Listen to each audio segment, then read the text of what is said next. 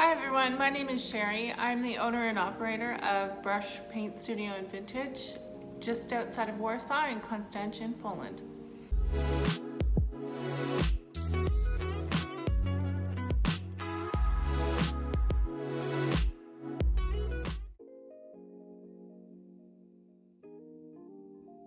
Okay, so the primer is dry, and make sure you read the instructions on the back of the label of the primer that you've chosen, because some of them have some of them tell you how long you need to wait before you can paint over it. This is ready to go. So I've got a Fusion, which is acrylic paint. This color is called Sacred Sage, but what I've done is actually lightened it a little bit. I added a little bit of off-white to it. I've got my F40 brush. You don't need a lot of paint. So basically what I do is I'll dip it in and then brush off on the side of the container, and then strokes.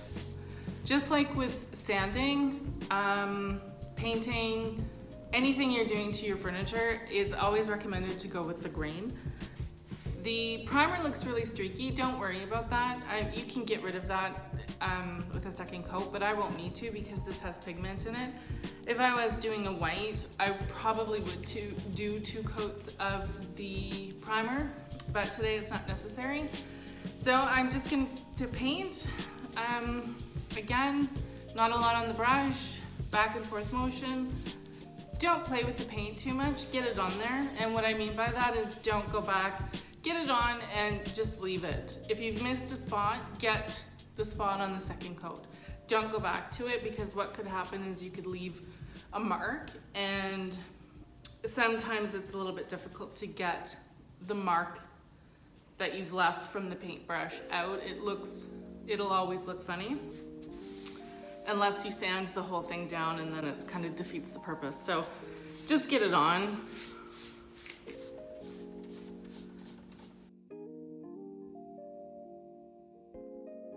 Love this color. And the great thing about Fusion is that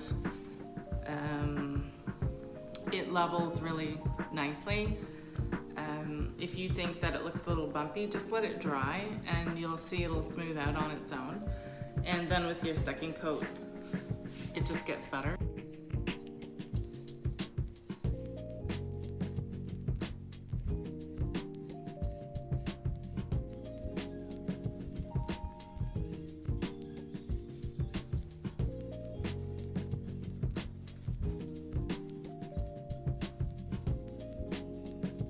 First coat is dry, time for the second coat. Remember to read the instructions on your pot of paint.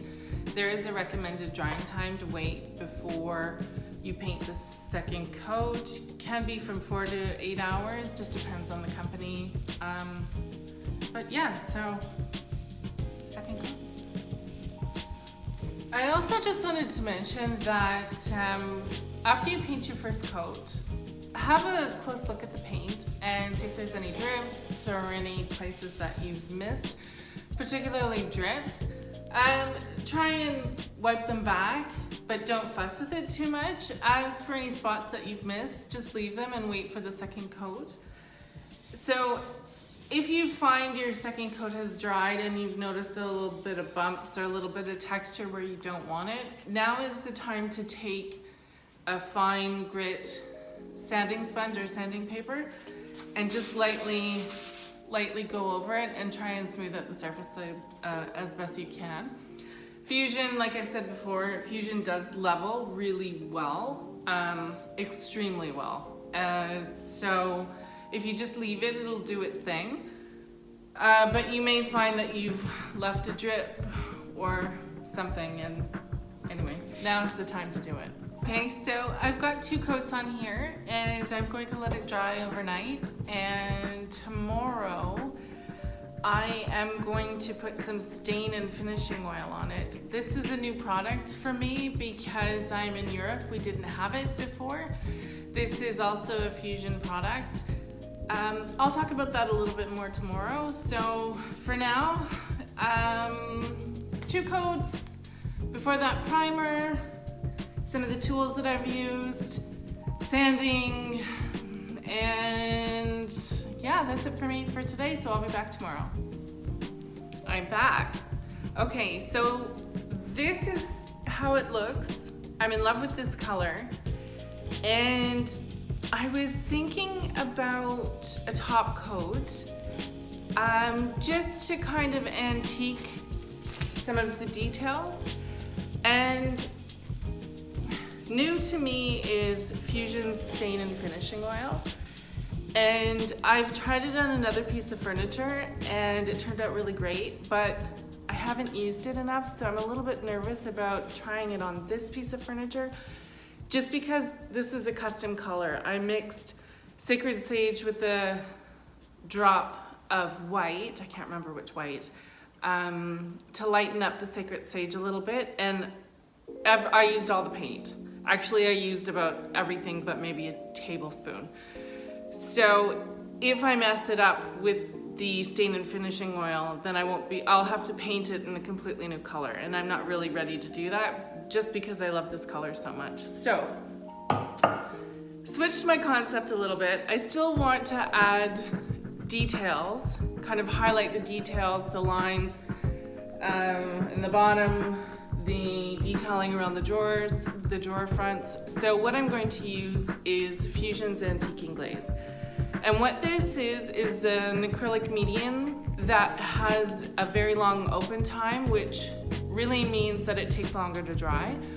And when you're doing decorative finishes, that's kind of what you want. You want to be able to manipulate the product or the paint to create this kind of interesting detail or feature or technique. So I'm going to go with this, and it's a light medium brown, if you can see that. And what I'm going to do with a small brush, with an artist brush, I'm going to get into the details, and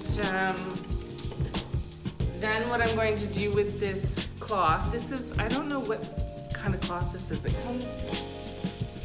It comes in a roll. It's like, to me, this is kind of like a baby wet wipe that's dry. Anyway, so what I like to do is just spray water on this, just so it's damp. And then once I've applied the glaze into the cracks and crevices or wherever I want it, then with the damp cloth, I'll go over and just smooth it out so it doesn't look like I've painted it on. But for a beginner, this is kind of the next step, and I don't necessarily recommend going out and buying all of these products, especially if you're not sure about the whole furniture flipping business. This actually could probably sell just as it is once the knobs were on, and if it was staged really, really nicely, I bet somebody would be interested in buying this just as it is. But because I have a shop and because I have all these products in my shop, I'm taking it to next level. I'm just applying the glaze with the artist brush into the details, then wiping back with a damp cloth to create a natural aged effect.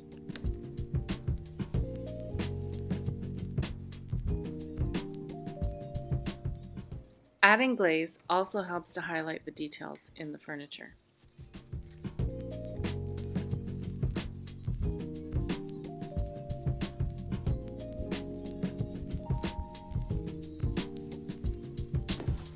Glaze is on. So because I've used glaze, I have to wait till it dries, and then I need to apply a top coat, which can either be a wax or a lacquer. I'm going to use the clear tough coat from Fusion.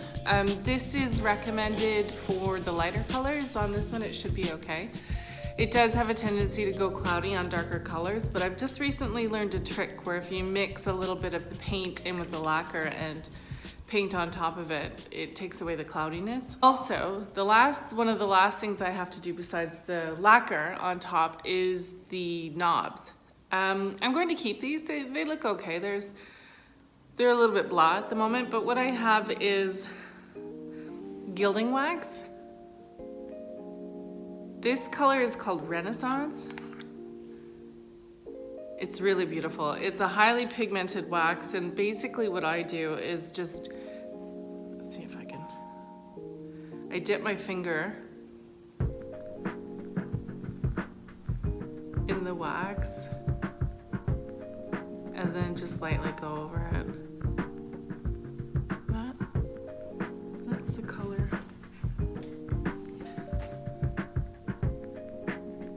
It just freshens it up a little bit. Anyway, so yeah, it's a solvent-based product. So what I tend to do is use my finger. It's not for painting large surfaces or anything like this. This is just to highlight details, you know, edges, things like that. But there's many, this one's out of the UK. I think it's from Wales, if I remember correctly. But there are a lot of them on the market right now, gilding wax. Yeah. Okay, so almost finished. So the last step that I like to do once the glaze is finished drying is I like to go over everything with a very fine grit sandpaper, just to ensure there's no lumps or bumps or anything that I may have missed. And then the final step will be to use the Tough Coat, the lacquer. What I like to do is just put it a little bit into a glass container so I can see it. This comes out in it's a squirt bottle, and it's not as easy. I find that I squirt too much on, and you don't really need that much. So what I'm going to do is take my favorite brush, my F40. It's a little bit damp, which is what I want. It helps the lacquer slide off the brush a little bit better. And basically, I just apply it as I would painting, go with the grain, and get it on there. Don't fuss with it. A lot of people get frustrated with this product just because it's a little bit, it's not fussy, it's just you have to know how to use it, and essentially you don't work it too much. So what I mean by that is you just get it on.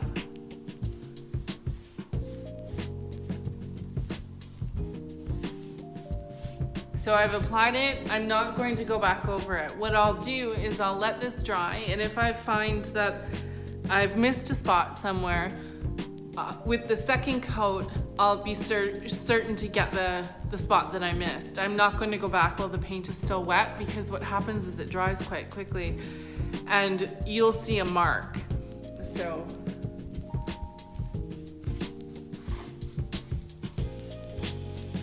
okay, so I've just finished the first coat. I'm going to let that dry. I don't know if you can see on camera, but I have missed a little streak, and that's okay. I don't have a problem with that. Once this is dried, I'll come back and I'll do the second coat and put the handles back on, and then I'll stage it.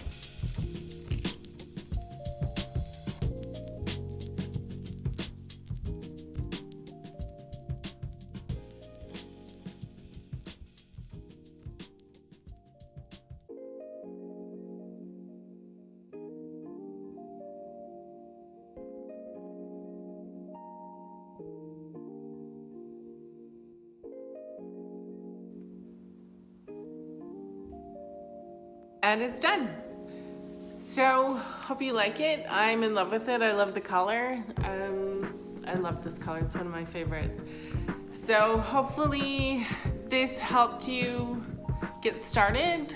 If you have any questions or comments, please leave me a note below. Please remember to like and subscribe. I will have some upcoming videos in this series. The next one is going to be types of paint that I use. So yeah, thank you very much. The next step is to stage it. Stay tuned.